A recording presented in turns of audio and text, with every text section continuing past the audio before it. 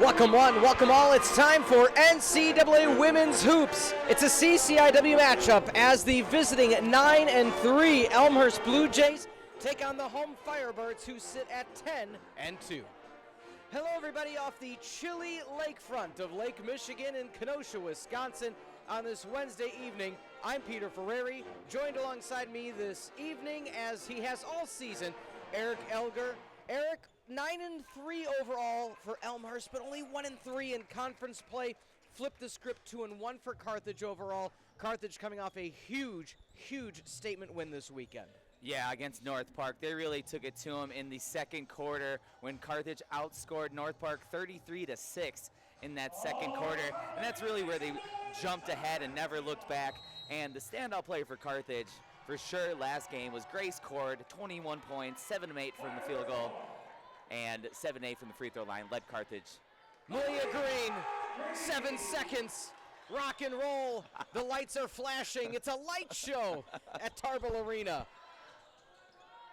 Their patented quick bucket there off the tip-off. My goodness, it's something we asked Coach about, and she kind of, I don't want to say Coach doesn't often give a lot of emotions. I don't want to say that, but I will say she's a very serious coach, takes her job seriously, takes her conversation seriously. She honors and respects what happens.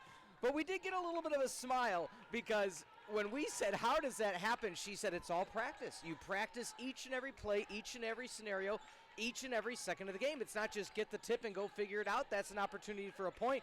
And they really have it down to a science. Yeah, it really shows the level of detail that Coach Jones, looks into, because like you said, every second of the game is scripted, and they have looks that if they see something off the tip-off, they'll take advantage of it and try to get that early lead. So yeah, just what a attention to detail from Coach Jones. Elmhurst have always given the Firebirds a tough run for their money. Leading the charge offensively, number 10, Kristen Bacata, 15.5 points a game. Thorn in the side of the Firebirds in years past. Let's see what she's able to do today. Firebirds up 2-0. Green with 2. Can't find the 3-ball. Offensive board for Carlson. Puts it back up. She'll go to the line for 2. Sending her to the line is number 33, D.D. DeLippi out of Westmont, Illinois. Yeah, Carlson was tied for the team lead in offensive rebounds, and now is going to step ahead of Morrissey. So look for both her and Morrissey to crash those offensive boards, and they've been effective at getting those second chance points a lot this season.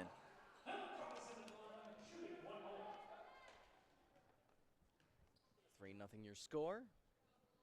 Carlson made the first, makes the second. That is a point of emphasis for head coach Megan Jones in her second season, is improving the free throw percentages. Almost a steal opportunity. Left wing, three-pointer. Couldn't find it, no good. Thistle comes away with the rebound. Thistle actually hit with it's going to be a defensive foul called against number 1, Rowan Cusack. A Linfield transfer, also played for Gonzaga out of Vancouver, Washington. Both these teams have two similar opponents this season. Both teams have beaten and played MSOE. And the difference here, they both went to Augustana. Carthage came out on top, Elmhurst did not. Now here's going to be the matchup that is going to be very challenging for the Blue Jays. It's not as necessarily on the offensive side, it's on the defensive side. There's that bounce pass, there's the block. The starting 5 for Elmhurst, D. DeLippi, 5'8", and she's going to be matching up perennially against the transfer student of Carlson, who stands at 6 foot on the dot. So that's going to be tough offensively and defensively for Elmhurst. They trail 6-0 to start things off. Yeah, and let's be honest, Carlson's a tough matchup whether you're the same height, even taller. So, kind of giving her that height advantage is going to be even more difficult. And here's that immediate sub, and I'm not opposed to this idea. If you're the Blue Jays, checking in is going to be the 6'1" Sierra Steamer out of Antelope Valley, a transfer over from Pete Knight, hailing from Palmado, California. Poked away, and Carl's going to be called for a foul against the aforementioned Steamer. And again, that's just that height advantage. You know, if we mentioned DeLippe coming into the game, usually one of the starters for the Blue Jays, but Carlson already causing fits. So let's just match it up with height. Crisp pass inside, no good. Not able to come away with it, kicked off the left shoe of Carlson. Yeah, and Sierra Steamer is she's got a couple starts this season, 7 already, and she's actually their leading rebounder in terms of average per game, and a great shot blocker with 17 this season. And Morrissey going to get called for the foul, so another crisp inbounds play. That one went to Natalie Hardy, the sophomore out of Eureka, Missouri. And actually, we have a correction, Steamer from Palmdale, California. Shot up and good. So first point of the evening for the Blue Jays is coming way of the free throw. Hardy gets them on the board. Hardy, a .875 free throw shooter, and she makes them both. Yeah, does not had a lot of free throws this season, but now she's only, she's taken 10, only missed 1, so you can tell she's confident at the line. So Green passes that out of bounds. She actually thought Thistle was going to keep moving, and right as the ball was releasing out of her hand, Thistle stopped moving, so just not the best timing. And Elmhurst, they had a nice little defensive trap of their own. Crisp pass underneath. Nice play from the right side. Cusack delivering Elmhurst another great assist. Green driving in. Look for the outlet pass to the right to Morrissey. Hit 2 Blue Jay defenders.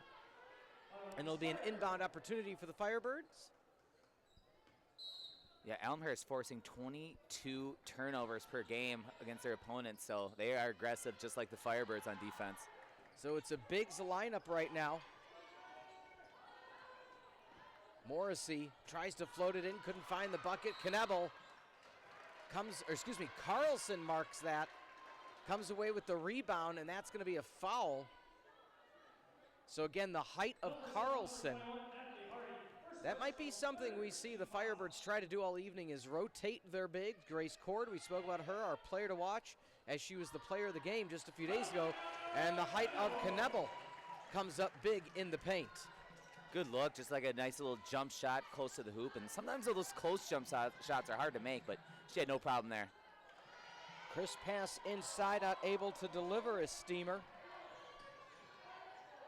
Morrissey looked for the bounce pass to Green, up, under, good. Malia Green, a fan favorite, the pride of Madison, Wisconsin. Showing her athleticism there, kind of a up and under move to shield the defender and get the bucket. And there's that crisp passing for the Blue Jays, getting it all the way in to number 30, Steamer, who checked into the game. Steamer's second leading score, 9.3 points a game for the Blue Jays. So expect more of that.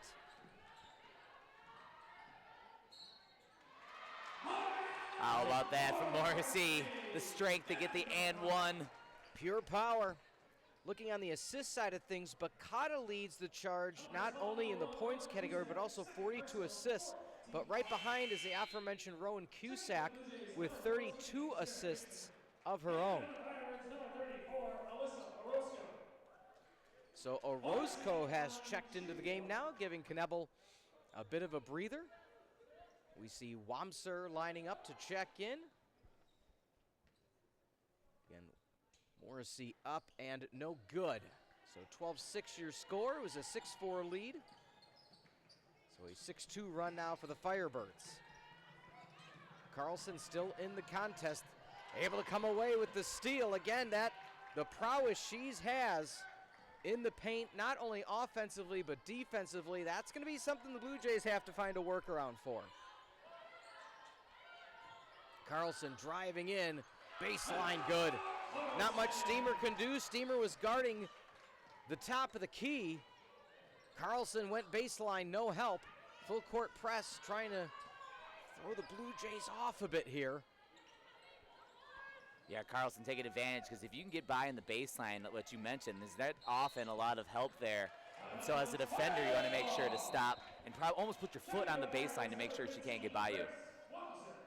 So Wamser checking in, giving way And a breather to Malia Green. There you could see Hardy just getting started a little too quick with the travel.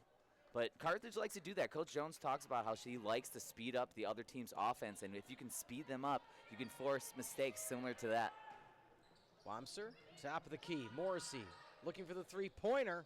Doesn't call glass. Defensive board for the Blue Jays.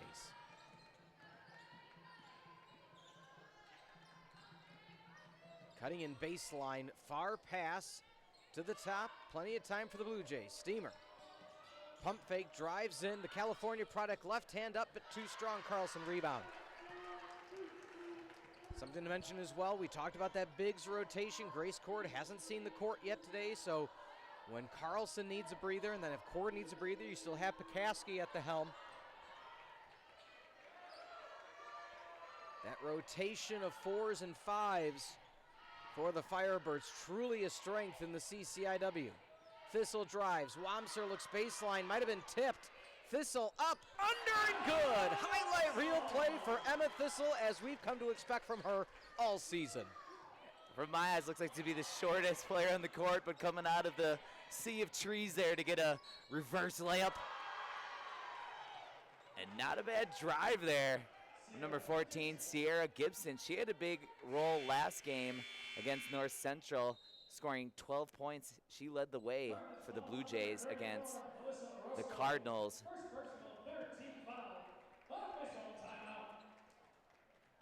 So a timeout taken on the court. We'll keep it here 16-8.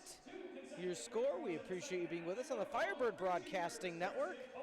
Again, fun doubleheader this past weekend. The debut of CCIW Athletics on Marquee Sports Network. So that was always fun, and we'll be back on that network February the 8th for a doubleheader, but let's take a look at some of the replays. Again, the power underneath, the awareness, Eric, of what the Firebirds are doing is something to behold. And a great play by Carlson in that last play. She got the tip and then dives on the floor to get the ball. So not only causing the havoc, but jumping down there to get it as well. And Elmhurst, if they've been able to break the press here like you see, able to get it down to Sierra Steamer and get a bucket there.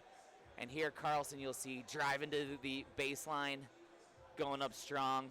Just a quick decision there. She really turned, ripped the ball through, and took it with the right hand. And then Thistle coming out of there, high off the backboard. What a play by Emma Thistle there. 16-8 your score, 3:51. Pretty frantic pace of the opening quarter of action. And looking recently at where these two teams are coming from, Carthage, they have not lost since the very, very close loss against Carroll over a month ago, the 4th of December. They are riding a 5-game win streak, including the huge 40-point victory against North Park just this past Saturday. The lefty for Elmhurst up and good. Sierra Gibson, a COD, College of DuPage transfer.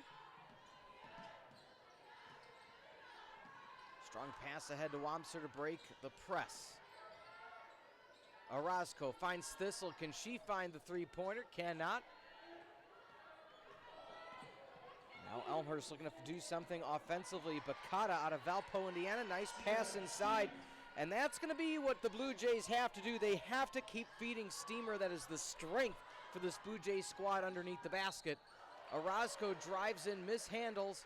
Foul going to be called against Steamer. That's going to be an issue for Elmhurst, though, is if you're the Firebirds, that's who you want to attack, because you know offensively that's who it's going to be going through. Yeah, clearly one of their better offensive and defensive player, leading the team in rebounds, as we mentioned earlier. But you've seen a couple times now with Elmhurst, if they're able to get through that initial press of the Firebirds, they've gotten 2 buckets early in the shot clock by getting it to Sierra Steamer, who's been able to get a couple easy buckets as a result of her teammates breaking that trap.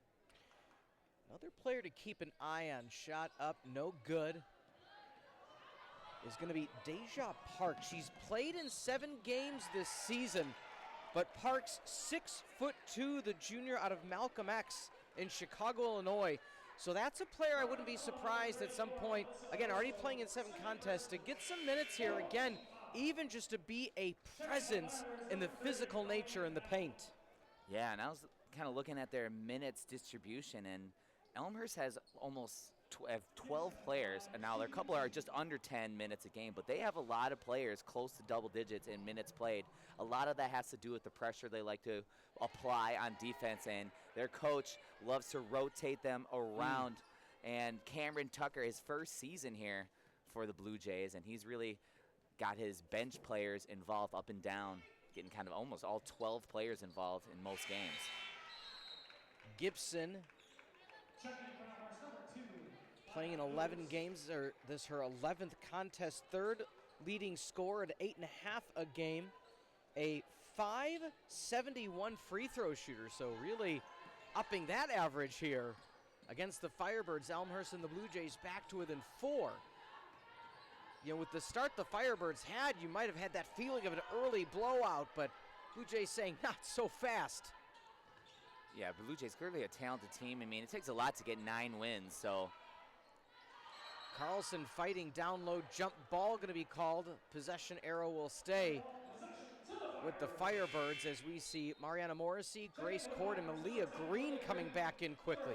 So usually Green doesn't check back in that quickly in the opening period, but clearly second-year head coach Megan Jones, along with assistants Madison Nitch, Lauren Herman, and Katie Amato, saw something that they felt that Green could exploit. Maybe it's the trap, but how about Knebel getting her second bucket?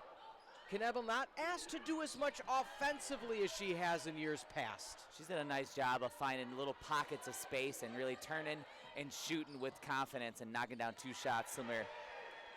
So right now, Sierra Gibson out of River Grove, Illinois, really taking things over on the offensive end for the Blue Jays. Back to within 4. 2:10 remaining in the opening quarter of action on the Firebird Broadcasting Network. Knebel up to Cord at the elbow. Aram and Cord career games this past weekend against North Park in the 82-point offensive outburst. Knebel looked baseline, couldn't find it. Morrissey gets it short off the backboard, no good. Knebel followed it on the ground, kicks it out to Green, reset of the shot clock. Green from way downtown almost makes it. Rims out defensive board number 24, Klaczynski out of St. John's, Indiana. Driving in, contact on the way up, and going to the line is going to be Bakata, who is scoreless. So when your leading scorer is scoreless with just about 92 seconds in the opening quarter, you know that's a focus for the Firebirds. Stop the best. Yeah, I mean, Bakata, just a talented player. I mean, kind of a do-it-all guard for the Blue Jays, leading the team in assists and has a nice assist-to-turnover ratio, too. And you can tell when she's taking the ball up the court, great vision, and she really keeps her dribble well and, you know, is able to have the ball in her hands on a lot and assist without giving her opponents many mistakes up from herself. So just like that, the Blue Jays have weathered the firestorm and are back to within 2. Let's see if the Firebirds can answer on the offensive side.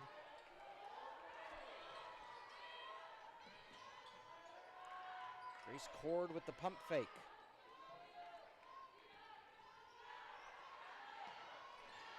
Inside to Cord, almost a travel, nothing called. Green under 10 seconds. Morrissey, she's open for 3, top of the key, couldn't find it. Elmhurst with a chance to tie or take the lead. Kick out to the recently checked in Maya Lures out of Temple Terrace, Florida. Mishandle, fight for it, it's a scrum, and a jump ball going to be called. That'll stay with the Blue Jays. So in the scrum right at the bottom, who else? Sierra Steamer. And speaking of Sierras, I think Sierra Gibson has really done a nice job of kind of knifing through with her speed, getting the ball to the other side of the court, and you know, she's got, you know, when she's getting ahead of steam, she's taking a couple drives to the basket and is also getting her teammates involved. It's the Sierra show. Yeah. Whether it's with an S or a C. So Carthage comes away with the steal. Knebel. Again, she's just that gutsy type of player. get you your boards, get you your turnovers. Grace Cord will get you some points. 21-17 Birds. Yeah, Carthage attacking this. It looks like a little zone from Elmhurst here, something that Carthage has not seen a lot this season, at least at home that is. And what they're really gonna need to break that zone is shots like that from Grace Cord, and you've seen Knabel also finding little pockets of space to get her jump shot off as well.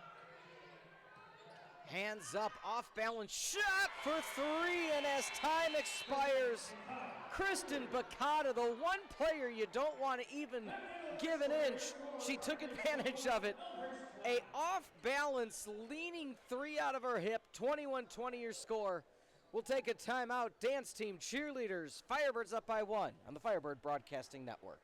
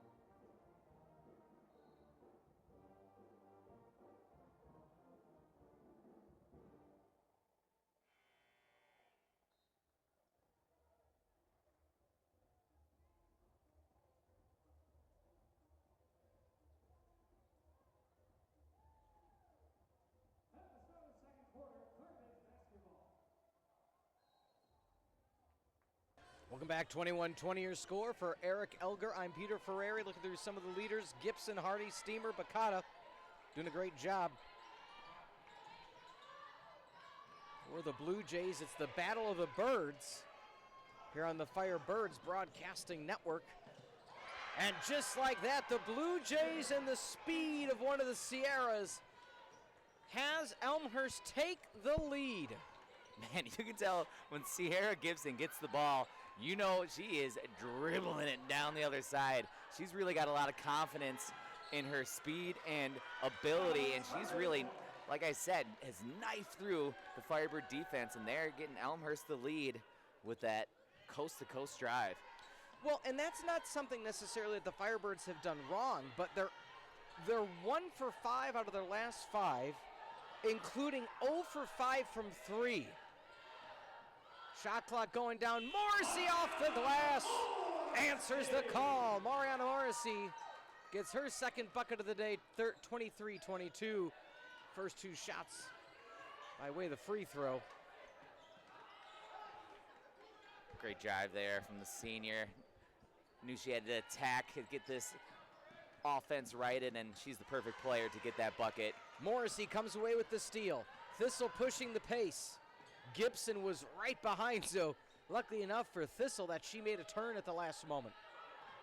Green looks down low for Carlson, so starting 5 in the lineup again for the Firebirds, and Knebel's going to go to the line for 2. How about that pass from Carlson? Kind of weaved it through 2 defenders, able to find Knebel. I don't even know how she really even saw her down there, but just a nice, perfect bounce pass in the pocket. And Knebel drawn the foul and will get to the line.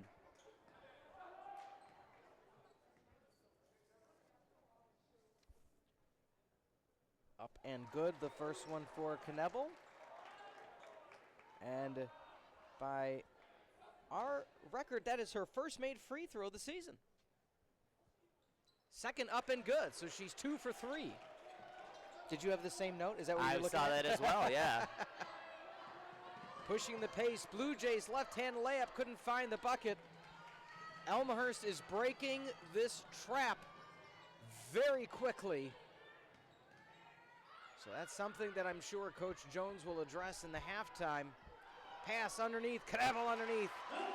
When you have Carlson and Knebel underneath the hoop, that is magic right now for the Firebirds. How about that? Back-to-back dimes from Carlson. And if you're Alana Knebel, you got to be loving your teammate because she is finding you in good spots and able to get you successful opportunities. And she is cashing in for the Firebirds. And Coach Cameron Tucker, first season at the helm. Assistants Maya Marshall, Drew Ondick, Morgan Frank, all in their first year. Cameron Mitchell, the most tenured assistant in their second year. Pass underneath, strong defense by Thistle. Bakata not necessarily happy about that call, but Bakata was going in with her arms up and just kind of got tangled up. Made contact, and 5-point lead for the Firebirds. A 6-0 run for Carthage after a prior 1-for-5 spell. Carlson underneath, up strong with the right hand. Rare miss by Carlson. That one was forced by 24, Klaczynski. Underneath, and that right now is something the Blue Jays are absolutely dominating on. When they get that down low or baseline penetration, Firebirds are kind of giving it to them. Carlson baseline jumper of her own and good. Smooth as silk, Emma Carlson. Yeah, well, Carthage really doing a nice job offensive, kind of, like I said, finding those pockets. And it's really been a two-person game here between Carlson and Knebel. And they've really had a nice job setting each other up and attacking the weak spots in the Elmhurst defense. Up strong with the left hand. Couldn't find the basket, a steamer.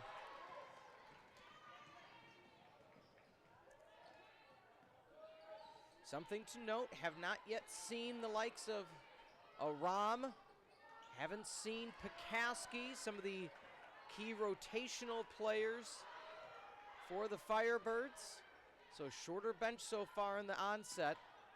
Thistle kicks out. Morrissey looks for another three-pointer. Rims around, it was like Pinball Wizard. Couldn't find it, Malia Gree fighting underneath, and a foul's gonna be called. And that, I believe, is gonna be on Knebel. So Grace Cord is about to check back in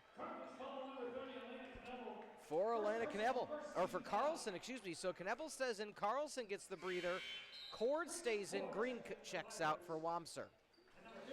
Yeah, Carthage still unable to connect on a three this game yet, 0 for 7 right now. Elmhurst just 1 for 3, so Carthage a little more aggressive to the three-pointer, but not been able to cash in one yet. Pass underneath, up and under, couldn't find it, is DeLippe. So DeLippe finally coming back in, giving Steamer a break, but that's smart coaching. Oh, Carlson's out of the lineup, now we can put DeLippe back in. Thistle pump fake, drives in, kicks out Knebel. Long range two, rims out, no good. Cord, offensive board, left hand and good. But Grace Cord is able to do the smooth operator off the bench for the Firebirds. As we said, set a career high last game, and she is looking to continue that momentum and continue to make an impact here kind of in the second unit for the Firebirds. So travel going to be called against Sierra Gibson. Coach Tucker throwing his hands up, kind of saying, what was that? But it did look like there was a hitch in the step from our vantage point. Yeah, I thought she dragged that pivot foot just a touch. That's really all you need to pick up that travel call. Yeah, it looked like a travel to me, so I think the good job by the refs.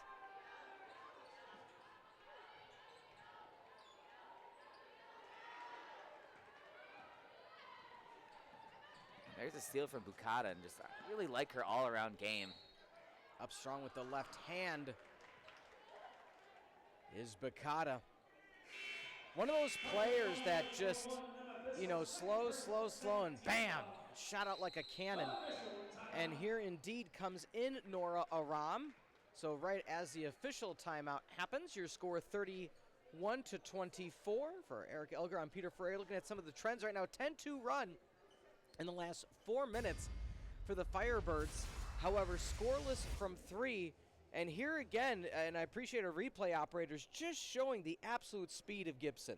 Yeah, I mean, Gibson is, I think, something that Coach Cameron Tucker told her is like, hey, look, we're going to need you to kind of alleviate some of this pressure. Yeah. And boy, has she. It's just really darted through and kind of finding the weak spots in that press and has been able to exploit that. And that has been kind of her buckets, really, is what's kept Elmhurst to only being down 7. And Bukata now up to 5. Oh, Bukata 5 points, but Gibson 9 points. So, you know, leading the team, and a lot of those have come on the fast break opportunities. Yeah, not only leading the team, leading the game right now out of both teams. And, you know, Gibson was one of those players. I mean, she hasn't missed. She's 3 for 3 from the field, 3 for 3 from the free throw line. And why not throw in 2 boards, an assist, and a steal, and a partridge in a pear tree? I guess I can't really use that anymore because the holiday season is over. I did bring in the boxes from storage today to start packing up the holiday stuff. So, do you do decorations at all at your house? Yeah, they're still up. We still got everything up. Okay, so I don't feel bad. I had one of my friends put on social media yesterday or on Monday, like, if the tree's still up, you have a problem. And at least I had the excuse. I'm like, well, it is the Epiphany on Monday, so, you know, people like me, old school Italians, we have an excuse for an extra few days. But now it's just purely I just don't want to do it. Well, yeah, I got your back on that. So we're together on that for sure. So up to the line. First shot up and good for Bacata out of Valpo High School.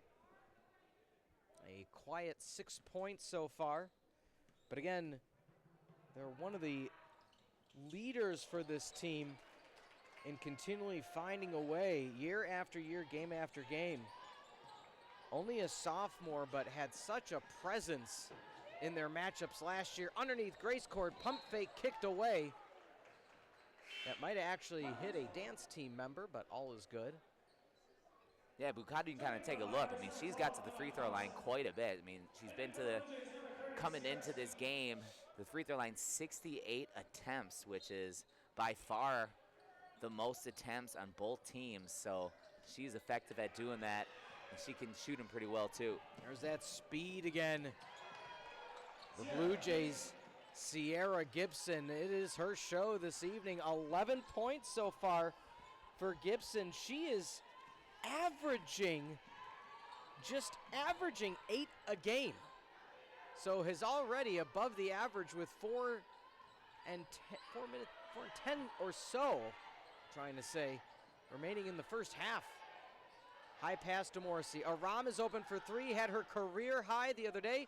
Couldn't find the bucket. Offensive board. Carlson over Steamer. Take the points where you can. 33-27 Firebirds. Yeah, Aram was very effective last game. 3 of 6 from three-point land and chipped in those 12 points the last game victory over North Park. And Aram last game used that. We've been kind of starting to learn her signature little step back. Yeah. So she is frozen her defender with the step back and did it a couple times last game. We'll see if that signature move steps in here. Aram open for 3. The Division I UIC Flames transfer. Mid last season, they left her open. Can she deliver? No good off the back iron. Steamer comes away with the board. Last time these two teams met almost a year ago, January the 27th.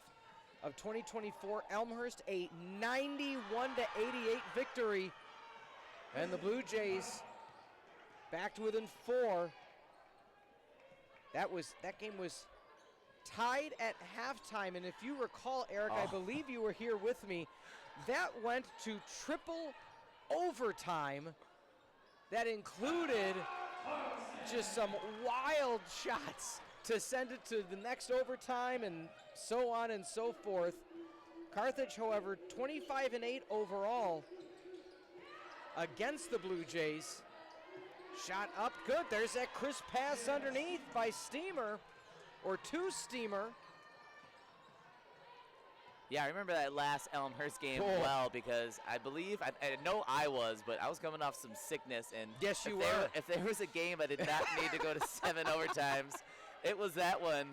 But it was an enjoyable game nonetheless, and a lot of drama in that contest. Steamer with the offensive board. What a presence underneath Carlson. That's the matchup to watch. Up and good. Steamer not backing down, not surrendering. Blue Jays in the Battle of the Birds back to within 2, 35-33. So once it's kind of seemed like Carthage getting up 7, see if they can kind of extend that lead even further. And Elmhurst, a couple of times this game, has put a run together of their own to get back within reach. Jump ball opportunity, and it is indeed going to be called jump ball. In that game, in that triple overtime matchup, the leading scorer for the Blue Jays was Klaczynski with 25 points, Bakata at 22. And then just a scattering of other points here and there. Sessions no longer with the team, having 18. Hardy with 10. Gibson, the junior, just absolutely doing work. Wow, I mean, Carthage has really had no way to slow her down. There's been no one to kind of stop her from getting to all the way to the rim. And if you're the Blue Jays, yeah, I think you're just going to say, hey, 14, take it and go. And that clash last year, the graduate transfer, Lauren Knight, got 26 points, Morrissey 24, Thistle 10, and Knebel with that, I will never forget it as long as I call games, the Knebel three-pointer, first in her career, to send it to one of the 82 overtimes. This place was absolutely losing it. Because it's like, oh, I mean, she's never made one. Sure, go ahead, take that shot. I'm sure she would have said she knew it was going in. Oh, She yeah. had the confidence. Just give me one shot and I'll take it and make it. On the offensive side, Falzione shot up and good. The Blue Jays have taken the lead. 25 seconds until half. Yeah, it was kind of the first time that Gibson's had to go left this game. Missed the shot, but then gets it back and goes right back to the right side and finds her sweet spot off the glass. 0 for 10 from three-point land are the Firebirds. Green trying to get off one last shot. Morrissey from the paint and good. And that'll be it. We go into halftime in the Battle of the Birds, tied at 37 apiece. Before we take a timeout, Eric, thoughts on that opening half I mean, of action? first thought is, what is with these two teams making it so close to the buzzer? Elmhurst had that three in the first quarter. Carthage scoring there as time runs out. And wow, what a even matchup between these two teams. Carthage unable to score or make it three, but still a tie game. Where is this going to go? Can they slow down Gibson? Can they slow down Bukata? We'll see when we come here in the second half. We'll take a timeout. Gibson leading the charge offensively for the visiting Blue Jays. Morrissey, one of the leaders for the home Firebirds, along with 12 points from Carlson. We'll take a timeout when we come back. Halftime reports right here on the Firebird Broadcasting Network.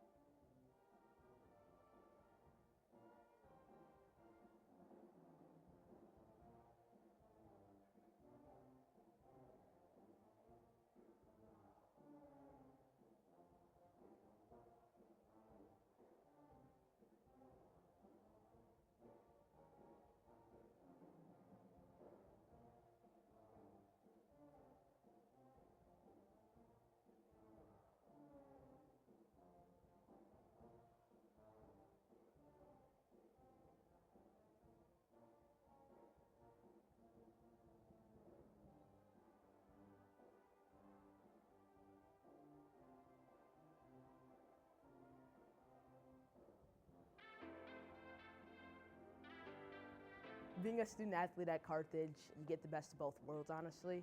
You get to learn, grow in the classroom, and then also be a part of the sport that you've fallen in love with since you've been playing it. You get the one-on-one support from the teachers, and then you get the help from your teammates as well. The athletics teams here at Carthage, they're like really good. Some of the achievements that we had during this past year, the volleyball team won the national championship 2 times in a row, like 2 years in a row. So it was incredible to see it because we are like a unit. So it's really nice like to have everyone together and cheering for just one thing.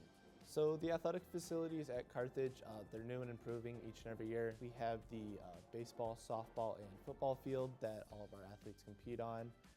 There is the Tark, which houses the baseball weight room. There's the actual gymnasium itself, so Tarble Arena for our men's, women's basketball, volleyball. And then obviously the swimming pool that is also in the Tark, and upstairs there's the field house. We've added the Nest, which is a recovery room for all of our student athletes. There's massage guns, there's granola bars, there's other food items. So we have a lot of nice things in that room that you can sign up, take it, and it's completely for free. There's so many great opportunities. The athletic staff's super kind, your coaches care about you.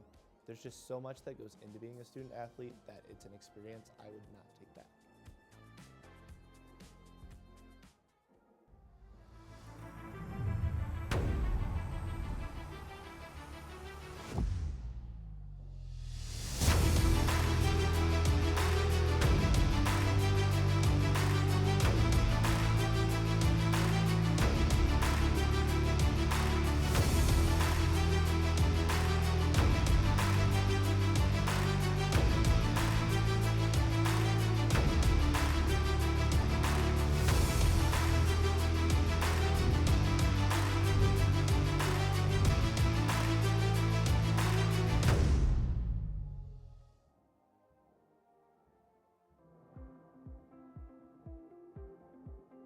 The Aspire program is part of the Aspire Center, and the Aspire Center is our 4-year career and professional development program here at Carthage College. The Aspire program is really different and unique from other colleges and universities' career programs because instead of what the typical experiences of senior year trying to go get a job or an experience after college, we want students to build their experiences starting from day one. So whether that means going and finding an alumni panel that they're going to learn from an alumni about the career industry that they're excited about, or if it means getting an internship or a research experience that's going to build their portfolio, we want the students to develop and learn who they are so they can really leave Carthage with a very good sense of purpose and understanding before they actually leave the college. Every student that comes to Carthage has their own individual career specialist. This is a person who specializes in the industry field that they're going into. For example, we have a career specialist for our arts, communication, and culture students. This is a person who's been working as a graphic designer for the past 20 years, and she's responsible for helping those students get opportunities and experiences along the way. I landed my first internship as a freshman at Deloitte, which is #1 of the Big 4 accounting firms in the world. Through the Aspire program, I was able to develop skills that helped me in interviews as well as networking with other professionals.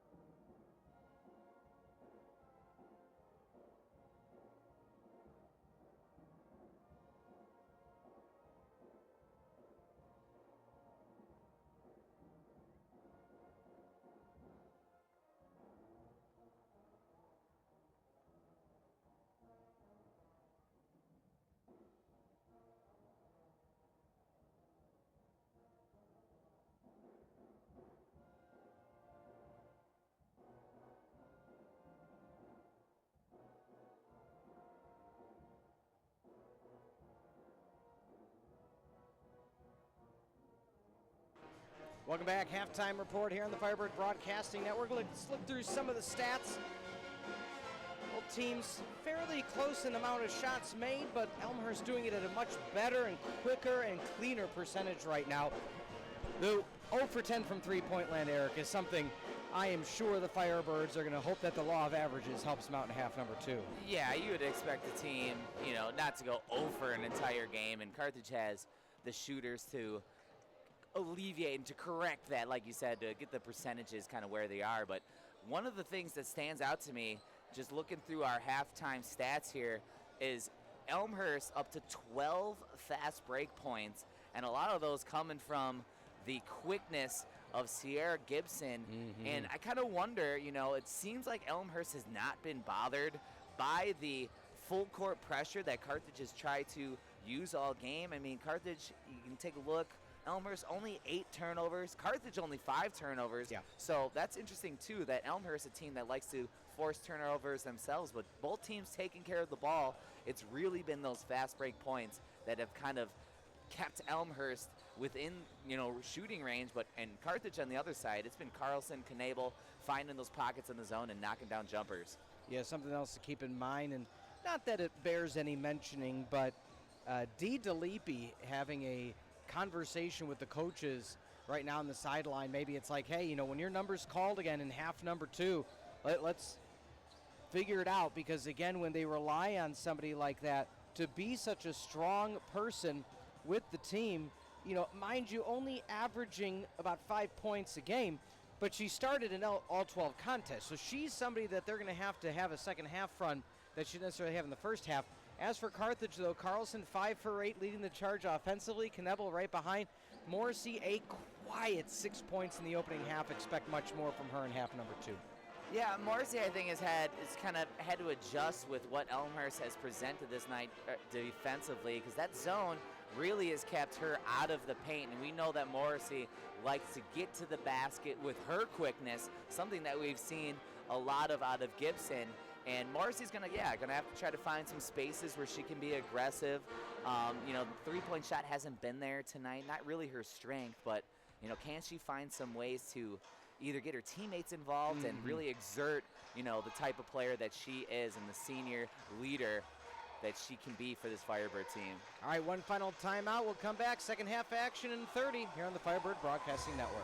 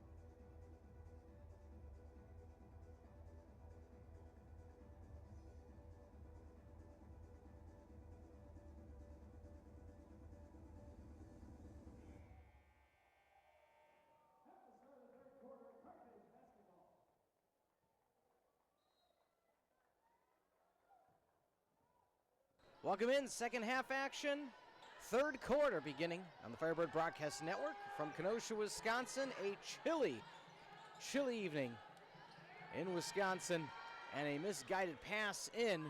Both teams tied at 37 apiece. For Eric Elger, I'm Peter Ferreri. Appreciate you being with us. Conference play action, misguided pass. Who was the last to touch it? And indeed, it was a Blue Jay player. Looked like it touched a few fingertips on the way out, so the official's right on the spot. You can see both teams come out of the half trying to get it down low in the post, and two tough passes for both Carlson and Steamer able to handle. So we kind of reset it, and let's go back. Let's start the second half again here again. During halftime, you saw Malia Green practicing those three-pointers. Let's see if she can find it here. Cannot off the back iron, tries to chase down her own miss. Not able to do so. Tipped by Morrissey, tries to follow it through. Bakata able to come away with it, kicking out. Three-pointer and blocked by Malia Green and chases it down herself. Morrissey driving in baseline, pump fake up and good, and the Firebirds take the lead. That's what we said, Morrissey. Her game is the most effective when she can get to the basket, and there she finds a spot to get on the scoreboard here in the second half. And what a block from Green. I mean, she really kind of came out of nowhere to just swat that thing away, and that's what led Carthage to get out in front and get Morrissey 2 points. Pass off to Morrissey. Resetting up into Carlson. Knebel floats with the right hand, no good. Doesn't hit iron. Elmhurst trailing by 2. So multiple times Carthage had a significant lead in the first and second quarter, but each and every time the Blue Jays in their speed found their way back. And I think it's something to be said, Eric, that, okay, fine, Firebirds are going to play tougher in the paint. Well, we're just going to run faster than you, which is something to be said for a Coach Jones coach team, which is known for speed of their own. Yeah, I mean, really, it's like the idea is that if you can get to the basket faster than kind of those bigs of Carthage can get back, I mean, it really neutralizes the height advantage. And you've seen both Bukata and Gibson continually get to the basket, and this is really where Bukata is effective, is drawing fouls, getting to the free throw line, and, you know, she takes a ton of free throws in a game. Morrissey coming away with the rebound. Thistle looks ahead for Green, decides to keep it herself. Back to Morrissey, has the lane, left hand up and good. Huge cheers for Morrissey as she's now breaking things open. First 4 points of the third quarter for the Firebirds is Morrissey answering right back. Who else? Steamer. It's the Sierra show, but whether it's Gibson or Steamer, they are dominating offensive possessions for the Blue Jays. Green almost has it stolen, tries to tip it back in, bounce pass in, up strong right hand, rolls in, good. Blue Jays take the lead 42-41. Yeah, something tells me about that Morrissey bucket. That might have been like kind of a career, maybe 1,000-point situation. We'll get some more information about that because, yeah, that seemed like more cheering for a Morrissey bucket than normal. And, yeah, the bench went nuts when she got that bucket. Kicking over to the Thistle, and Morrissey's going to be fouled. You know, that's something that, you know, we're in the thick of it now. We're in January. You know, these aren't your November and December games, as Orozco checking in for Knebel. And the reason I think that bears mentioning is, you know, this is a situation now where you know what your team is. And Morrissey last year, I mean, think about it. There were times last year where Morrissey'd be the only person scoring in an entire quarter, especially 2 years ago. But right now, they don't have to rely on Morrissey. Thistle looks for three, rims out, no good, and the dry spell continues from beyond the arc. Pass in, Orozco with the steal. There, Elmhurst going a little too fast and forcing a pass. Carlson couldn't find the basket from down low. She's almost automatic from that spot. That was a surprise to see that not go in. Looking for three, nice rotation. Ooh, pinball's out. As Orozco now has it stolen away, not known for taking it up the court, up, under, rolls around, no good. Malia Green coming away with the rebound and immediately fouled by Cusack. So Cusack had the steal on Orozco.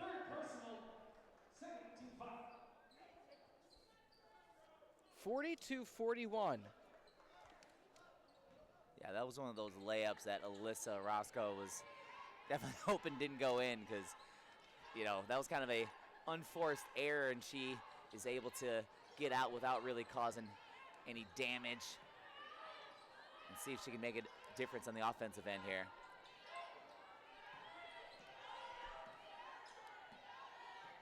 Still a situation where Firebirds trail by one. Malia Green finds pay dirt, the first three-pointer of the evening for Carthage, a clutch time. 7 points for Green. She had the opening bucket in the first 7 seconds, has now reached 7 points, and right back answering the call is Steamer. Yeah, you can see now Steamer got a height advantage there against Orozco, and they went right to her, and she's able to get that tough basket. Thistle looks for Roscoe. No good off the back iron, so still one made three-pointer for the evening for Carthage. Floater right hand, no good off the side rim. Roscoe comes away with the rebound. No look up ahead to Green. Green steps back. The smooth sailor can't find it again. Fighting for it out of bounds, might have a foul called.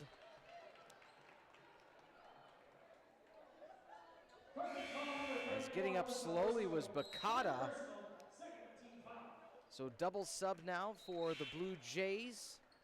Grace Cord coming in for Carlson. Wamser coming in for Green. Tied at 44 apiece.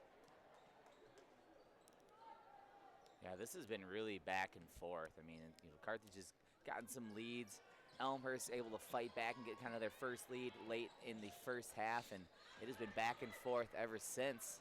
So stick around, because this game, I feel, has got a feeling we talked about that game last year. This is going to come down to the wire, I have a feeling. Shot up and going to the line for two. One of the Sierras, that one Gibson.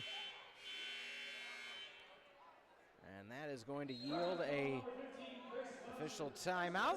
We'll keep it here, tied at 44 apiece. So Mariana Morrissey comes away with the first 4 points of the second half. And that indeed is going to be 1,000 career points for Morrissey. So congratulations to her. A timely bucket nonetheless. She's going to need some more of those should the Firebirds want to continue on their winning ways in conference play. Again, they have not lost for over a month. As we see the family of Mariana Morrissey on their feet. Eric, it was one of those situations we said that the Firebirds had such a hot start that you kind of said to yourself, okay, well, what are the Blue Jays going to do? But each and every time you feel momentum may be going in the Firebirds' favor, the Blue Jays answer back. Yeah, it's really been like Carthage has just not been able to kind of knock down enough open shots, especially those three-pointers. You think if the Firebirds make a couple more there, they can kind of maybe get ahead of this game. But how about, again, right back to it, Sierra Gibson strong with the right hand and getting to the line once again. And I got to say, if you're Carthage, it looks like defending Gibson. I mean, she's so right-hand dominant and so quick with that right hand. You got to do what you can to try to force her left, because really the only shot I think I've seen her miss has been to that left side. So can they get her pushed to the kind of her weaker side, because you can tell she loves going right, and she is, not been stopped so far tonight. Morrissey, you and I both have said more than once, easy future Hall of Famer for the Firebirds. Just an example type of athlete you want out of your program. Brings it every night, has been essentially played, feels like she's played every single game, almost all minutes that she can the last 4 years. And yeah, what a career so far, and I bet she's got higher goals than just 1,000 points for this season. Well, and there's something to be said, again, my opinion is this.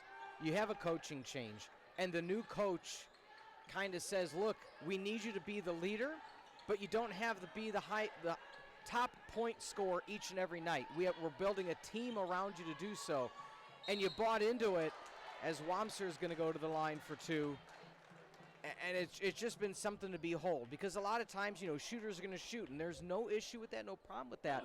But Morrissey's one of those players that had to lead the offense, the defense, every aspect of it, and then bought into this new system and has continued to thrive not only in the same way, but different ways.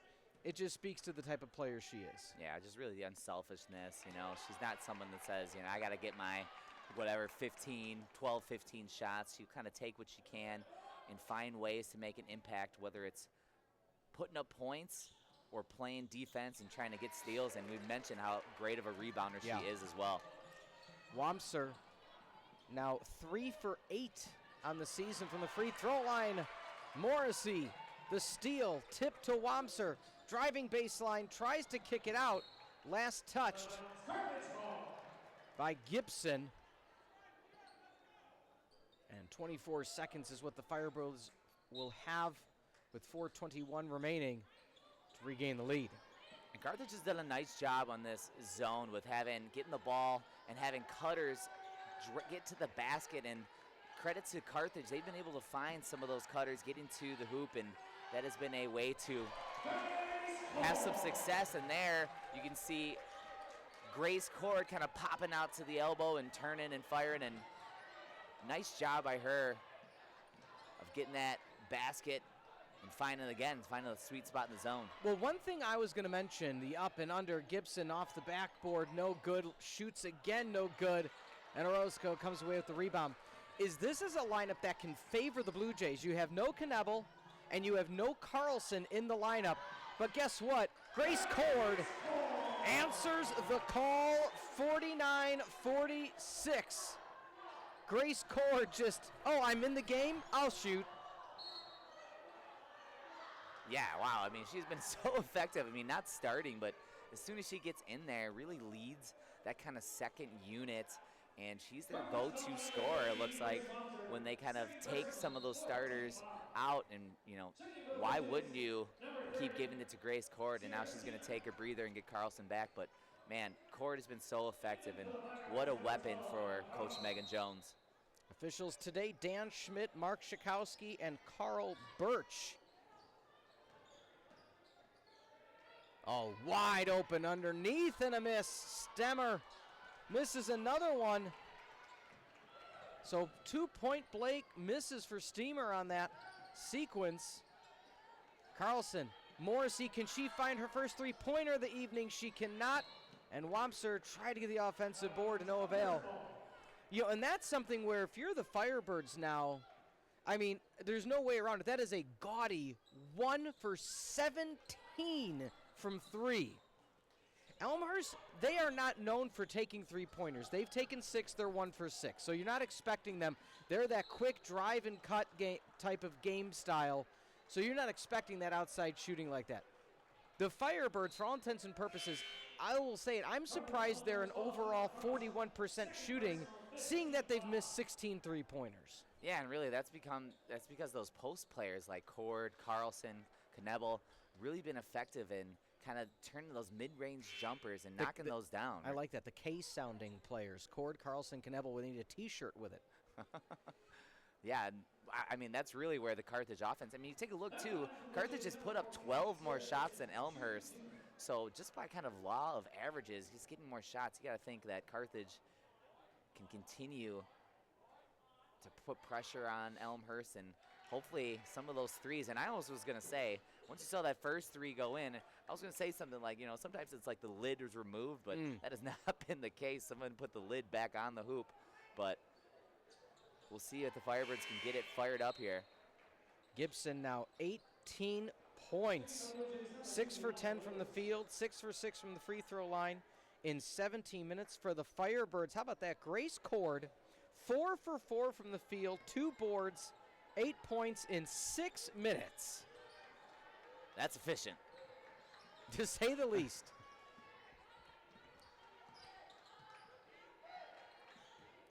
Carlson in the lineup with Orozco underneath the hoop. Wamser back to Morrissey.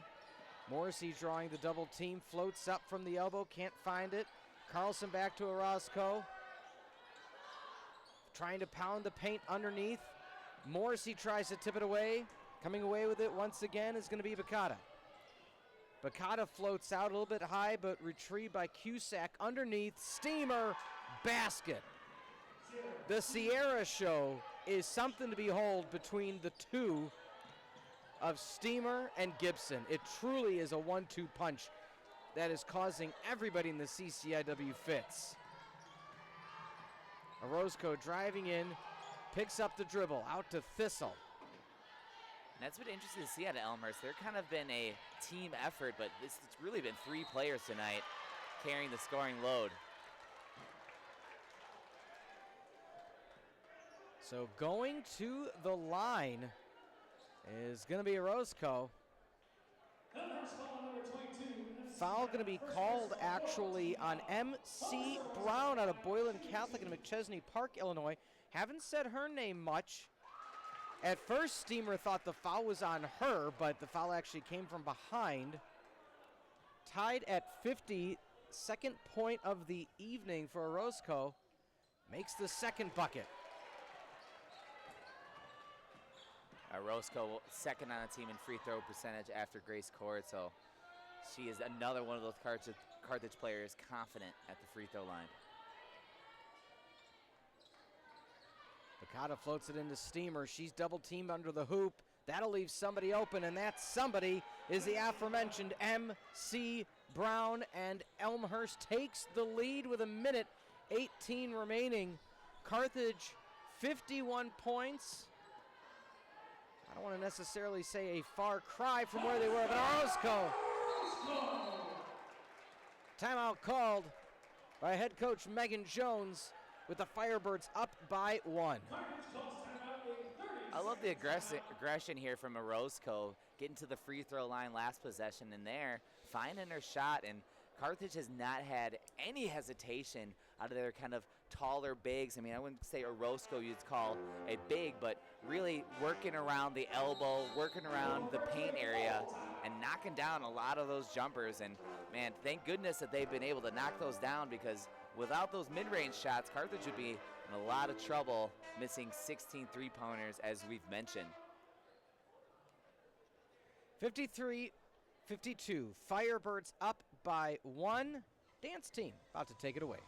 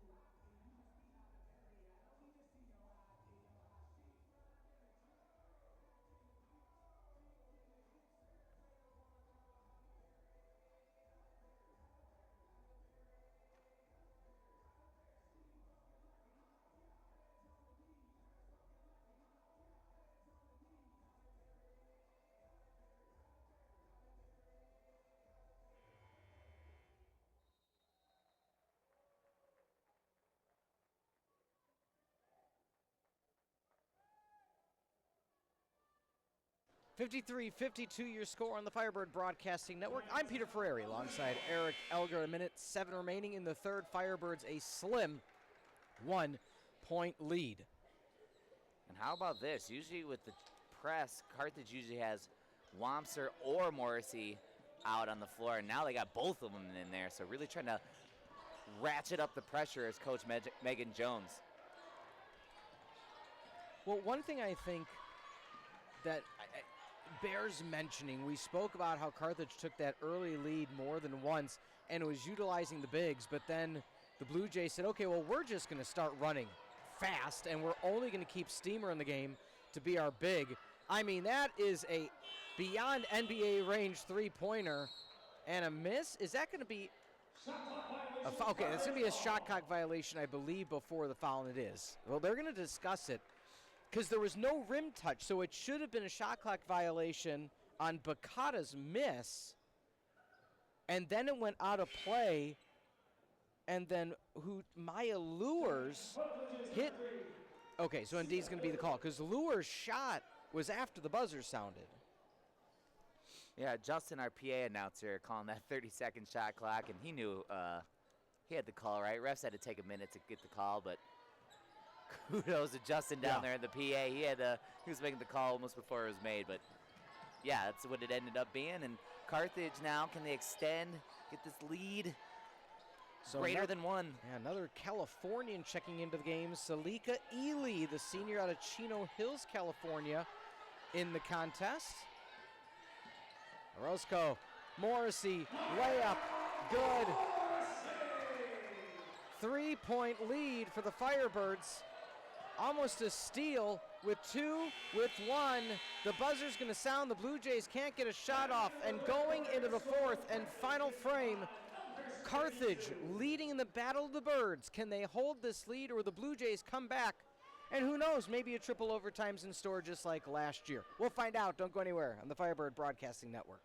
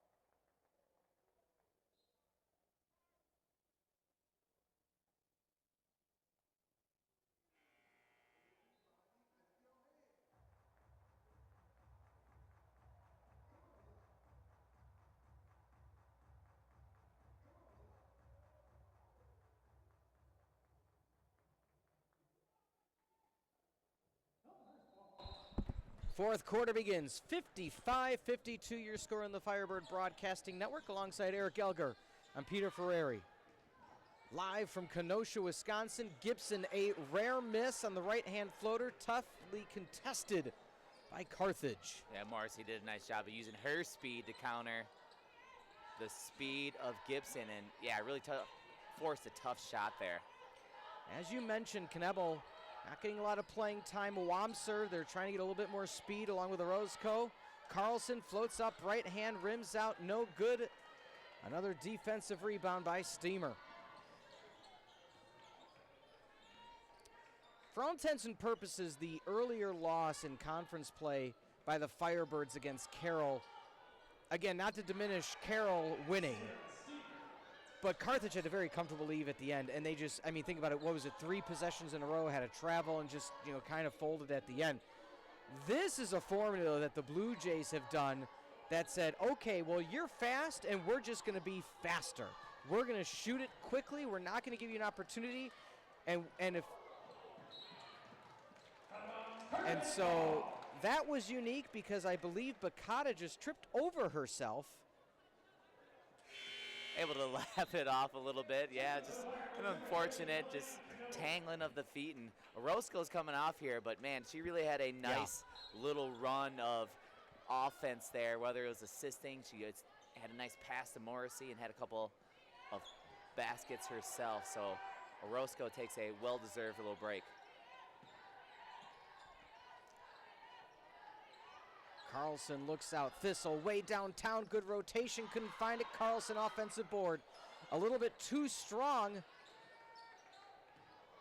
Thistle tries to swat it, and that was just not a clean sequence for the Firebirds after a gimme from Bakata falling over herself.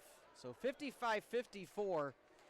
And again, if you're Carthage, you got to be kicking yourself because that could have been an opportunity to really break things open.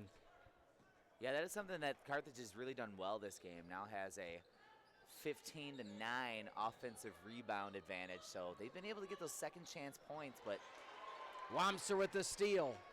Thistle looks ahead. Gets it to Morrissey.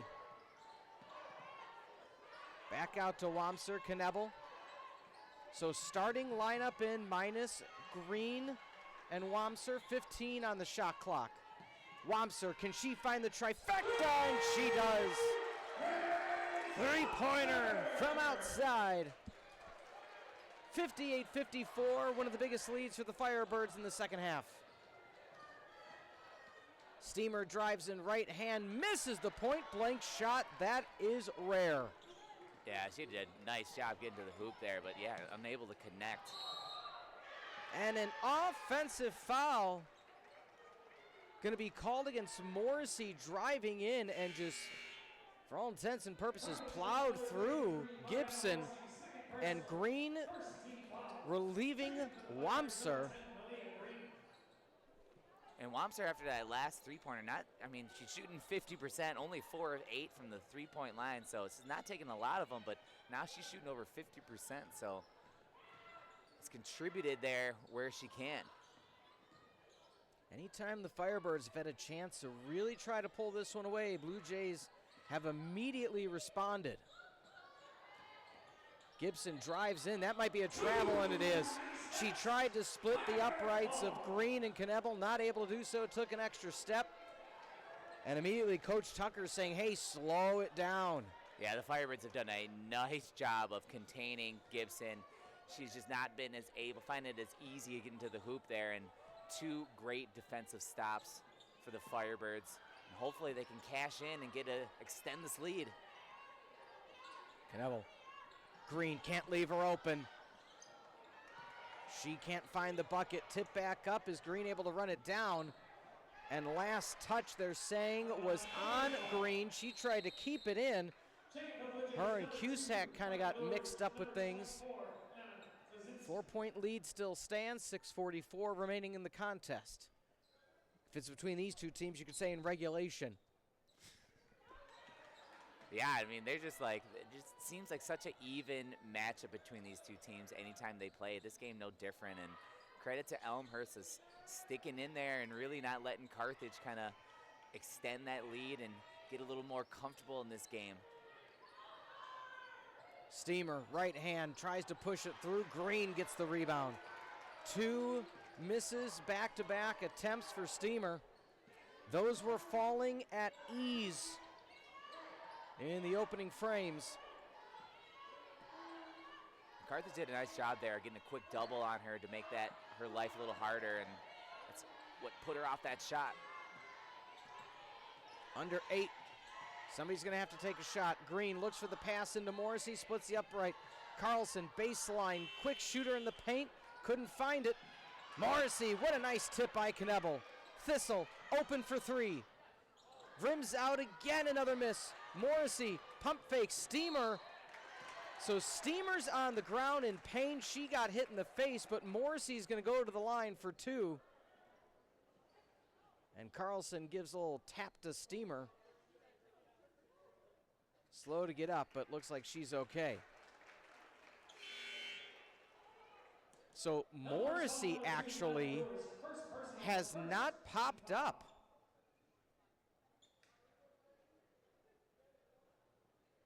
So she's saying she's okay, but I think she's saying she's cramping. Nonetheless, we will take a timeout. Hopefully, Mariana Morrissey's okay. We'll come back on the Firebird Broadcasting Network.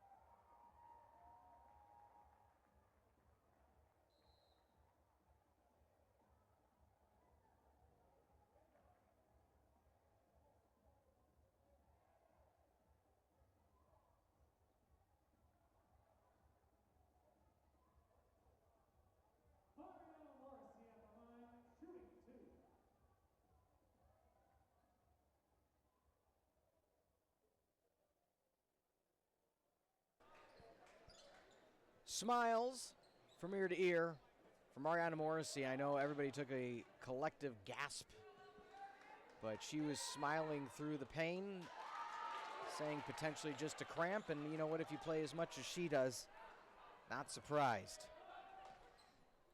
59-54, Morrissey, second free throw up and good. 6-point lead for the Firebirds. They started out the contest with a 6-0 lead, and it's been a back and forth battle since then. Plenty of time remaining. Floater up right hand, no good, and those were the shots that were falling all game for the Blue Jays. They were shooting at a 43%, just not falling of late. Aram has checked into the game, giving Thistle a quick breather before the final stretch. Yeah, I think Elmhurst is going to be, kind of wishing they had those good looks go in, because I was almost going to call that a round 3, because now they're going to be down. But yeah, Blue Jays have gotten some good looks, but yet just not able to get it into the basket. Bakata drives in. Foul going to be called, I think, against Aram. Let's wait and see who it is. I rescind my statement. It is indeed going to be against Aram. Okay. I was waiting for the official there, and I wasn't sure if it was a 3 or a 4. It was a 4. Aram called for the foul, so Bakata's going to go to the line for 2. 60-54, 4:51 remaining. Thistle getting a quick breather. We'll take a quick 30.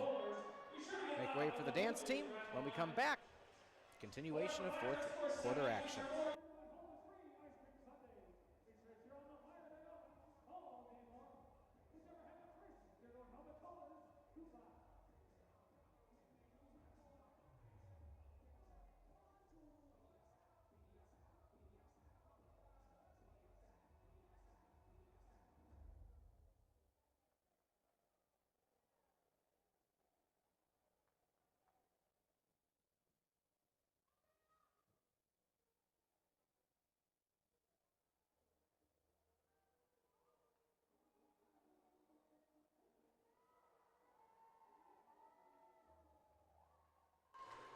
60-54.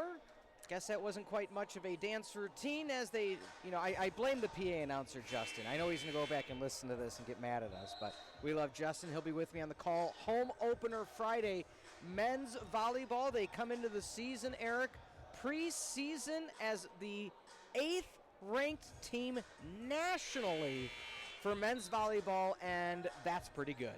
Yeah, really not a surprise with the volleyball program that JW Kiekefer has been able to put together. I heard Jack McDonald talking the other day on, I believe it was a Carthage kind of broadcast Q&A type of thing, and he's excited about the new arsenal, I believe is the word he used, that they're going to unveil this season.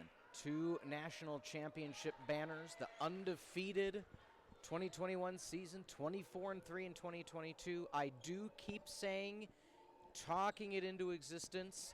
I was only part-time on those calls in those years. I need now that you and I are part of the full-time crew, they need to win another one so I get a ring. Yeah. And I get laughed at every time I say that. And I'm like, you know what? I don't think it's asking for much, a national championship ring for the announcer. I'm not, conference champion. I'm asking for that one. Just a national championship ring. So clock continues to tick down. Bakata with the steal. 4-point lead for the Firebirds. Quick pass underneath. Morrissey swats it away. And Coach Jones is absolutely irate on the sideline, telling her team, you have to get down for that. Morrissey cannot be the only one trying to make a play. And that's probably why she's cramping sometimes. I mean, she is always sprinting back, and she has a couple times where she's been able to kind of get that hand in the passing lane and knock it away. And they're kind of an unforced error from Elmhurst. And, yeah, really, Elmhurst down the last couple minutes, they've really struggled to knock down a couple good looks and having a couple ill-timed turnovers. And Carthage, really haven't used those, opportunities. They really exert the dominance in the game, and Elmhurst still hanging around. Under 4 in the contest. Thistle floats it over to Morrissey. Goes up awkwardly, gets her own rebound. Knebel looks like her hand got hit. Out of play, shot clock violation, but was it tipped? And no, they're going to stick with the shot clock violation. Coach Jones saying that a Blue Jay player knocked it out of bounds, so is quite confused on the call, but nonetheless, Jones saying now, okay, well, that's the call, press. No time to really think about it too much, all right? Next page, and yeah, we got to get this ball back. Thought about the 3 ball, didn't pull the trigger, was Lures. 3.5 remaining. Carthage, the slim 4-point lead. Elmhurst has gone cold. Scoreless 2 minutes. However, the Firebirds won for their last 10. Misguided pass down low. Morrissey comes away with it. If the Firebirds get a 3, easier said than done, 2 for 22 this evening, but that would really break things open. Green thought about it. Carlson underneath, back out to Green. Knebel tries to pass in, not able to find the lane, put back out. 10 on the shot clock. Green to Thistle. Morrissey, she's open. Can she find the 3? And she does! Fireball! 63-56 for Carthage. Yeah, Morrissey has not been shy to take those. She's continued to take them, and there's as big of a shot there's been all game. First 3-pointer of the evening for Morrissey. 3rd out of 23 attempts for Carthage. No time better than the present to get that present. Carthage more than content to let the shot clock wind down. A travel called on Carlson. An Achilles heel earlier in the season for Carthage shows itself again. As Orozco checks back in, Green stays in the lineup.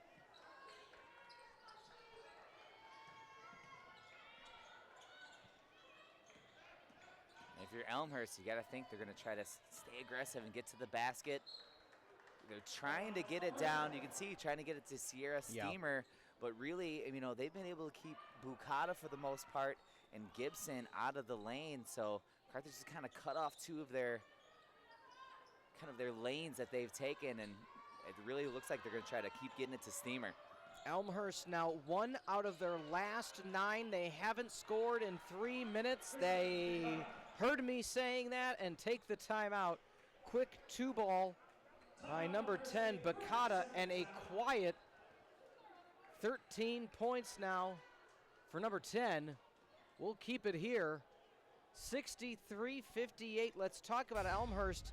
It is rare to say this, but things just kind of quieting on the offensive front as we see Wamser, who made one of the 3 threes for Carthage, and here's that Morrissey trifecta. Great job by our replay crew to piggyback those 3-pointers together. That must be the spot here tonight, because both Wamser and Morrissey hitting threes from similar areas, and yeah, Carthage has had a tough time, you know, 3 of 23, but something that is really, I think, even has come out of those misses that, yeah, they've missed a lot of threes, but they now have 17 offensive rebounds to Elmhurst's 9. So even though some of those shots have not gone in, Carthage has been able to pick up the scraps, and that has led to some second chance opportunities that has really been the difference this game so far. Green top of the key, swings it out to the right, nothing there. Firebirds, minute and a half away from securing another conference victory. 4-1 at home, 2-1 in the conference. Foul called against Orozco with 4 seconds left in the shot clock. That cannot make head coach Tucker pleased. All right, now this almost becomes close to a 50-second possession if Carthage does a similar thing. And so, you know, you're up 5. You're trying to really keep this lead. So, you know, getting that foul really gives them another opportunity to squeeze some more life out of the game. Earlier in the game, Elmhurst was more than content. Oh, huge rebound by Carlson. Just elevating amongst the sea of blue with 5 seconds on the shot clock. Another reset back to 20 seconds. What a sequence by the Firebirds. And Carlson now 8 offensive rebounds. So again, I don't think, you know, Coach Megan Jones would say like, hey, it's okay, you know, take some shots and miss them, it's all right. But, you know, it's almost been a way of offense for him, and Carlson has just continued to turn those misses into more opportunities, and that's been successful for Carthage. Carlson up to Thistle. Thistle drives. Morrissey from the elbow. No good off the back end. Offensive rebound by Orozco. And Bukata called for the foul. Aggressive, but nonetheless the right call.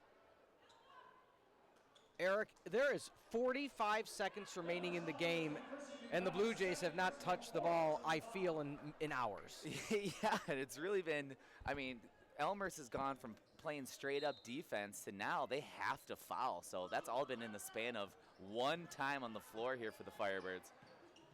Thistle, strong kick out to Green. And again, there's no reason to shoot right now if you're Carthage, because even if they were to take all that time away, you know, so now going to the line, I believe, is Malia Green. Indeed it is. So Malia Green, 3rd leading scorer for the Firebirds, 8.5, almost 9 points a game, is only a .467 free throw shooter, though.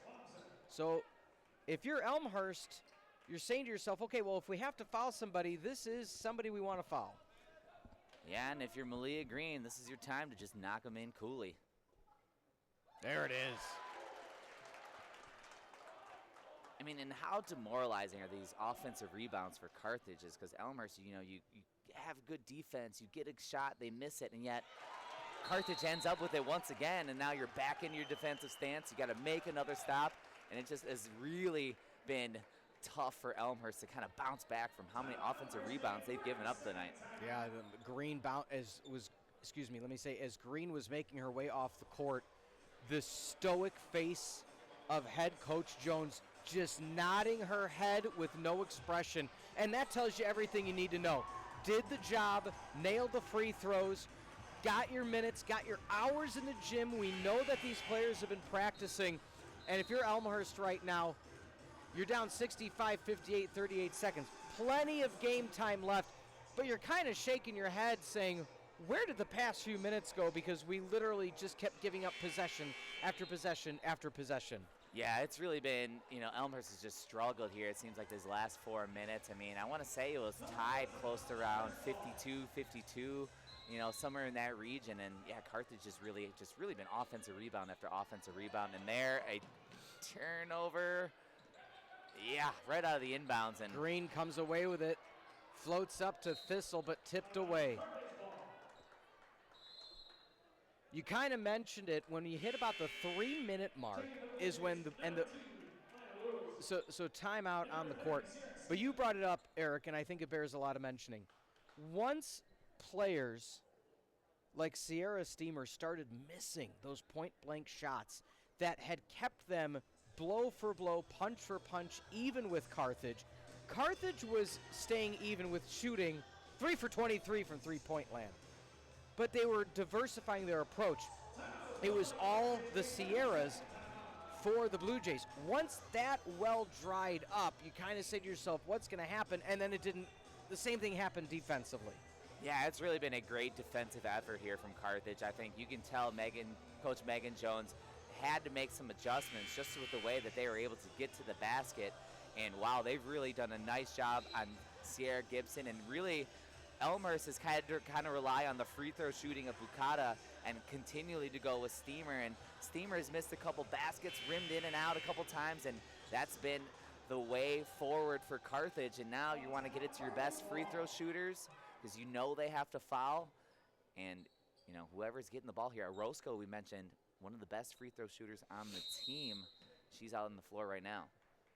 65-58 your score. Stick around for the post-game show. Coach Jones will join us up here in the booth, and just a little Cusack with the two-hand Shavarooski, and I mean, that was just extension. Usually you get a little bit of the play on the basketball, for ha-ha's sake, but not the case, as Lindsay Novak out of Romeoville, Illinois, has checked into the game.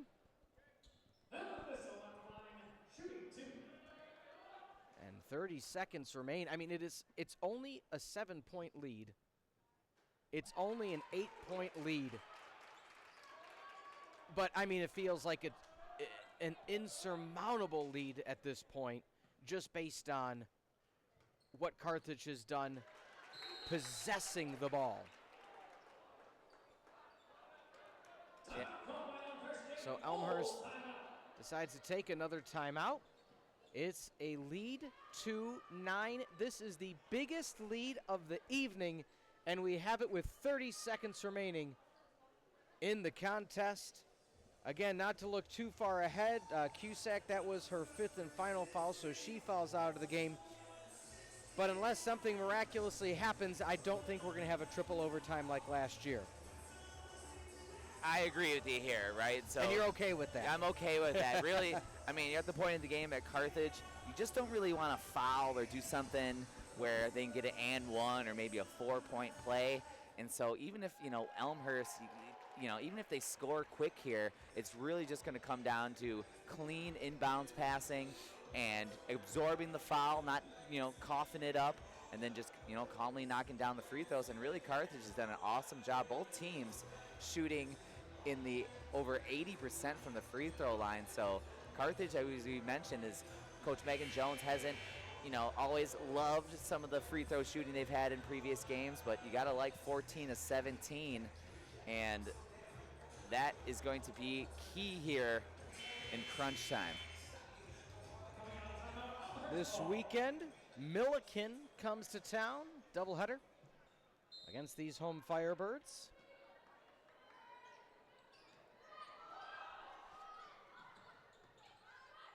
Looking for 3, airs it. Malia Green with the rebound. Do they foul her? They do. So Malia Green is going to go to the line for 2 more. And again, the Blue Jays did the right thing 30 seconds ago with fouling Green. Doesn't have the shooting percentage from the free throw line that you necessarily want if you're Carthage. And what does she do? She just keeps nailing them. Yeah, and that was an interesting inbound play from Elmhurst. Yeah. They had the kind of the look they want. They were trying to throw it long to Sierra Steamer. It looks like Steamer was kind of coached like, hey, look and kick it out. And they got an open look. It just was not, Natalie Hardy just not able to knock it down. And she is a great three-point shooter for this team, shooting close to 44%. And that was one that they really needed to have, because now if Malia Green knocks down 2 free throws, you've extended the lead to 11 with 24 seconds left, and that would be, barring some kind of miracle, I think that's going to be enough for Carthage to come out on top. But what an effort, from all angles of Carthage, and they've really done a nice job of stemming some of the runs of Elmhurst, and So there's been players like Orozco who've had Yeah. some nice moments as well. So Roscoe gets fouled by Salika Ely.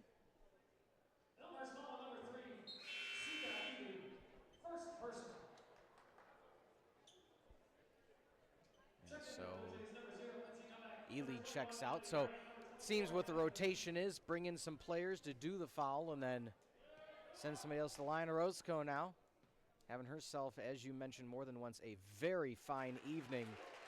Again, isn't breaking the numbers, but doing everything she's been asked to do. Strong job possessing the ball, passing,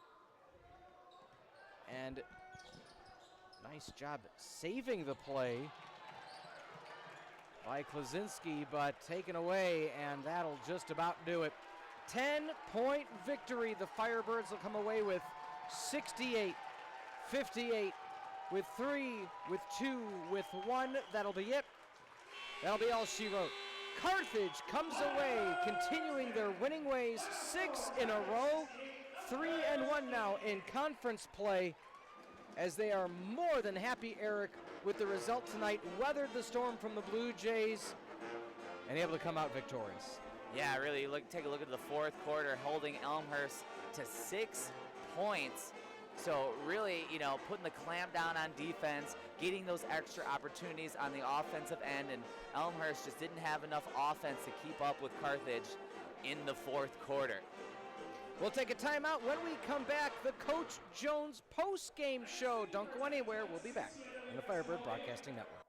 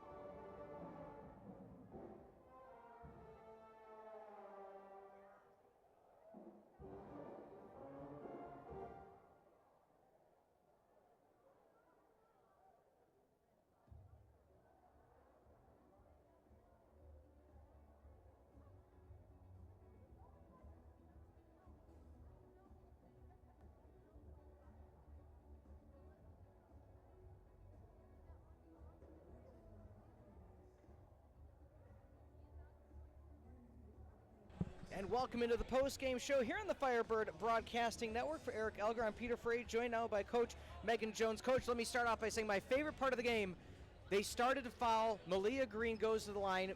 7 free throws on the season, makes them both, and you just stare her and give her a little head nod. What a fun win. You weathered the storm. Morrissey gets her 1,000th point. I mean, just talk us through the team effort again, 68-58. Yeah, it was a team effort. I mean, making big free throws at the end, a couple people were huge. We were struggling at the free throw line recently, and so it's good to see those go in. Hopefully confidence builders for our players. But locking in, especially in the fourth quarter, to hold them to only 6 points, that was huge. We had 19-0 boards, so we were getting extra opportunities. It wasn't pretty, and I said that at the end. It wasn't pretty, but we gutted it out. We did what we needed to do to protect our home court, and that's what matters the most. Yeah. Yeah, I mean, you mentioned, you kind of look at the three-point shooting percentage, probably not where you'd like to be overall, but, I mean, out-rebounding them offensively, a 19-9. Carlson almost out-rebounded, offensive rebound. Elmhurst only had 8 offensive rebounds themselves, so what impact did how much of an emphasis was rebounding on this game? And when you saw some of those three-pointers not going in, were you really telling your team, hey, let's crash because this is an opportunity for us? Yeah, we were saying exactly that, especially when they switched to the zone early on. I think you can rebound a little easier out of a zone because they're struggling to find people to match up, and so I thought we did a pretty good job there. Emma Carlson having 8-0 boards, almost half of our total, was huge, and biggest thing also on the defensive side, being able to limit them to one opportunity. They get downhill really, really well, and they go hard to the rim. Obviously, we put them at the free throw line too much, and so to be able to lock in and be able to kind of consistently limit them there in that fourth quarter especially is what I think won the game. Yeah, you really slowed down to look like some of those drives that you were giving up in the first half. And how about just, someone like Mariana Morrissey going over 1,000 points tonight? What has it been like to kind of inherit a player such as her caliber? And, can you tell us a little bit about her senior leadership that you've had for this Firebird team? Yeah, I actually had a conversation with her yesterday talking about the 1,000 points, and we just said, it's going to happen when it's supposed to happen. And I mean, she's been chipping away at it, obviously averaging 15 points a game for us, and has been really steady there. And so I was really happy for her to get that done and get it done at home too. And with a win, makes it a whole lot better. Looking ahead now, Milliken actually just beat North Central 80-69. You got them coming to town soon. I mean, not to say the CCIW is up for grabs. I'm going to flip it and say it's such a challenging conference. Any team on any night can come away victorious. Talk us through what these next few days are going to be like. Again, back at home, doubleheader this weekend. Yeah, I was interested in that game, so I'm glad you told me the score. I didn't have to go look it up. Yeah, they're a really good team. Their record doesn't show it. They played a really hard non-conference schedule, and I knew that was coming and was eager to see how tonight went, and we'll watch that film and see what we need to do to kind of slow them down. But they've had really challenging games, so I'm sure they've learned a lot from that. And so we're lucky we get them at home, and we've had this home stretch. And so now it's just remaining focused. We've talked about being humble but hungry. And I told them before the game, our overall record doesn't matter anymore. All that matters is the conference record. And then I said, all that really matters is that we're 1-0 today. Because if we're 1-0 today, now we're chipping away. We're taking care of what we need to do now to put ourselves in a good position come February. We can't wait for that to happen. Every single game matters. Every single practice matters. And so that's the mentality that we use every day. Awesome. Well, Coach, congratulations on the 10-point win. Get a little bit of rest, and we'll see you in just a few days. Thank you. All right, thank you, Coach. Again, that was Coach Megan Jones, victorious by 10, 68-58 here on the Firebird Broadcasting Network. Eric, let's look through some of the final stats of the evening and what's coming ahead as well. 58-68 again, your final. Carthage shooting a little bit lower of a percentage, but again, that 42-35 rebound differential is really one of the keys at the end of the game that pushed the Firebirds to victory. Yeah, it really is just, when we talked about that fourth quarter, the defensive effort, holding Elmhurst to just 6 points, but, Carthage, you kind of joked it, about it, that it felt like it was on the Firebird end for essentially, the entire game, and really that came from those offensive rebounds, those second chance points. So, credit to them, and hey, if the three-pointers aren't going in, Coach Jones mentioned, hey, let's crash the boards, and mentioned about, again, how, rebounding out of the zone provided a lot of those opportunities, and they really took advantage of that tonight. Yeah, again, the assists turnovers as well. Blue Jays being forced into a little bit more turnovers. And it was even most of the contest. That final 2 minutes, and again, credit to the Firebirds for closing. What did we mention during the broadcast? The Carroll game, they didn't close. Coach Jones harped on that in our post-game show that given day. They're closing now. This is a team that the CCIW is going to have on watch because they're like, okay, wait a second. Even when they're only 3 for 23 from 3, they're still closing out teams that may have outplayed them for 3.5 quarters. So it's truly something that's exciting to see if you're a Firebird fan. And so, good to see, fun to see. But with that being said, now let's take a look at the upcoming schedule for what's going to be live here on the Firebird Broadcasting Network. Friday, doubleheader, season opener for the men's volleyball program and head coach J.W. Keycafer.